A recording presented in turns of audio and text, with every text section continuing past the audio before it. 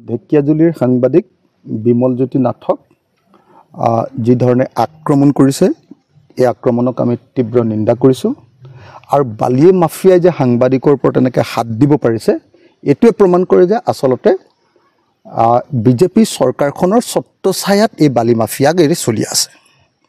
গতিকে মই অতি সোনকালে আমাৰ সাংবাদিকৰ ওপৰত আক্ৰমণ কৰা দুষ্কৃতিকাৰীসকলক গ্ৰেপ্তাৰ কৰিবৰ কাৰণে দাবী জনাইছোঁ আৰু অতি সোনকালে তেওঁলোকক গ্ৰেপ্তাৰ কৰি উপযুক্ত শাস্তি দিবলৈ দাবী জনাইছোঁ।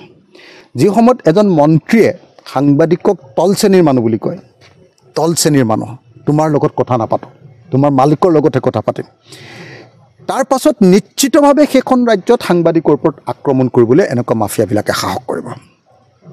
আমাৰ মুখ্যমন্ত্ৰীয়ে কথাই সাংবাদিকবিলাকক গালি পাৰে, আমাৰ মুখ্যমন্ত্ৰীয়ে কথাই সাংবাদিকক দম দিয়ে। এই যে সাংবাদিকক দম দিয়াৰ যিটো পৰম্পৰা হিমন্ত বিশ্ব শৰ্মাই আৰম্ভ কৰিলে, যিটো পৰম্পৰাৰ এজন অংশীদাৰী হ'ল আকৌ পীযুষ হাজৰিকা, জাগিৰোডত বহুত দম দিছিলে মই ওপৰৰ মাল বুলি কৈ। তাৰপিছত আকৌ সেই কালিতো একেই সাংবাদিকৰ ওপৰত আক্ৰমণ এইবাৰ কৰিলে নিম্ন শ্ৰেণীৰ মানুহ বুলি কৈ এইবাৰ আক্ৰমণ কৰিলে জয়ন্ত মল্লবৰাই। গতিকে সাংবাদিকৰ যে নিৰাপত্তা এইখন ৰাজ্যত নাই সেই কথাটো প্ৰতিপন্ন হৈছে। এইটোৱে প্ৰমাণ কৰিছে যে অসমত সকলো শ্ৰেণীৰ সাংবাদিক কোনোপধ্যে নিৰাপদ নহয়।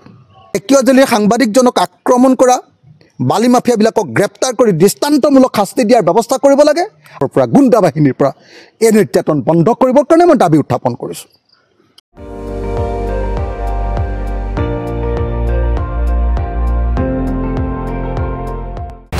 আপুনি চাই আছে ND24, সৰ্বশ্ৰেষ্ঠ নহয় সৰ্বোত্তমৰ দৌৰ।